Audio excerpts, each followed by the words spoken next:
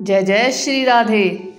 अब हम आपको कार्तिक महात्म का 5वां अध्याय बताते हैं, तो चलिए शुरू करते हैं।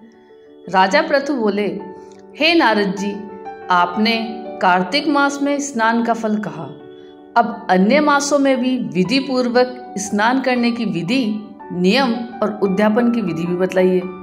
देवर्षि नारद ने कहा, हे राजन, आप भगवान विष्णु के अंश से उत्पन्न हुए हैं, अतः यह बात आपको ज्ञात है, फिर भी आपको यथाचित विधान बतलाता हूँ। अश्विनी माह में शुक्ल पक्ष की एकादशी से कार्तिक के व्रत करने चाहिए। ब्रह्म मुहूर्त में उठकर जल का पात्र लेकर गांव से बाहर पूर्व अथवा उत्तर दिशा में जाना चाहिए। दिन में या सायंकाल में कान में जनेऊ चढ़ाकर, पृथ्वी पर घास बिछाकर, सिर को वस्त्र से ढककर, मुंह को भली भांति बंद करके थूक व सांस को रोककर मल व मूत्र को त्याग करना चाहिए। तत्पश्चात मिट्टी व जल से भली भांति अपने गुप्तांगों को धोना चाहिए।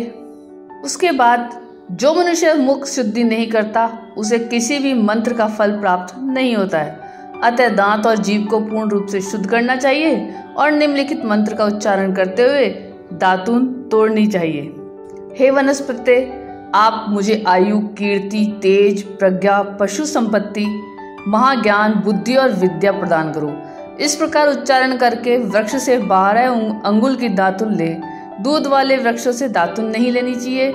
इसी प्रकार कपास, कांटेदार वृक्ष तथा जले हुए वृक्ष से भी दातुन लेना मना है। जिससे उत्तम गंध आती हो और जिसकी टहनी कोमल हो, ऐसे ही वृक्ष से दंत धावन ग्रहण करना चाहिए। प्रतिपदा, अमावस्या, नवमी, छठी, रविवार को चंद्र तथा सूर्य ग्रहण में दातुन नहीं करनी चाहिए।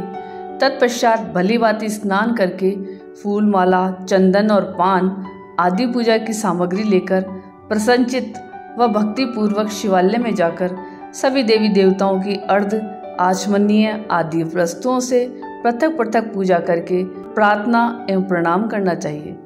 फिर भक्तों के स्वर में स्वर मिलाकर श्री हरि का कीर्तन करना चाहिए। मंदिर में जो गायक भगवान श्री हरि का कीर्तन करने आए हों, उनका माला, चंदन, तांबुल आदि से पूजन करना चाहिए, क्योंकि देवालयों में भगवान विष्णु को अपनी तपस्या, योग और दान द्वारा प्रसन्न करते थे, परंतु कलयुग में भगवत गुणगान को ही भगवान श्री हरि को प्रसन्न करने का एकमात्र साधन माना गया है। नारद जी ने राजा पृथु से बोले, हे राजन, एक बार मैंने भगवान से पूछा कि हे प्रभु, आप सबसे अधिक कहाँ निवास करते हैं? इसका उत्तर देते हुए भगवान ने कहा, हे नारद, मैं वैकुंठ या योगियों के हृदय में ही निवास नहीं करता, अपितु जहाँ मेरे भक्त मेरा कीर्तन करते हैं, मैं वहाँ अवश्य निवास करता हूँ। जो मनुष्य चंदन, माला आदि से मेरे भक्तों का पूजन करते हैं, उनसे मेरी ऐसी प्रीति होती है जैसे कि मेरे पूजन से भी नहीं हो सकती। नारद जी ने फिर कहा, शिरीष, धतूरा, गिरजा, चमेली, केसर, कंदार और कटहल के फूलों व चावलों से भगवान विष्णु की पूजा नहीं करनी चाहिए।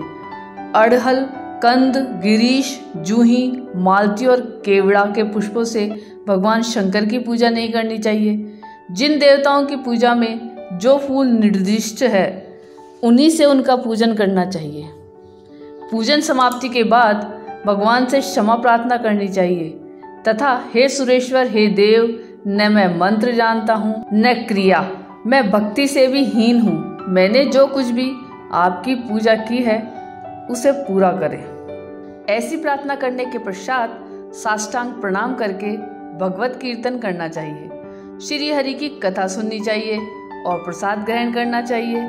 जो मनुष्य उपरोक्त विधि के अनुसार कार्तिक व्रत का अनुष्ठान करते हैं, वह जगत के सभी सुखों को भोगते हुए अंत में मुक्ति को प्राप्त करते हैं। यह था कार्तिक महात्म का 5वां अध्याय।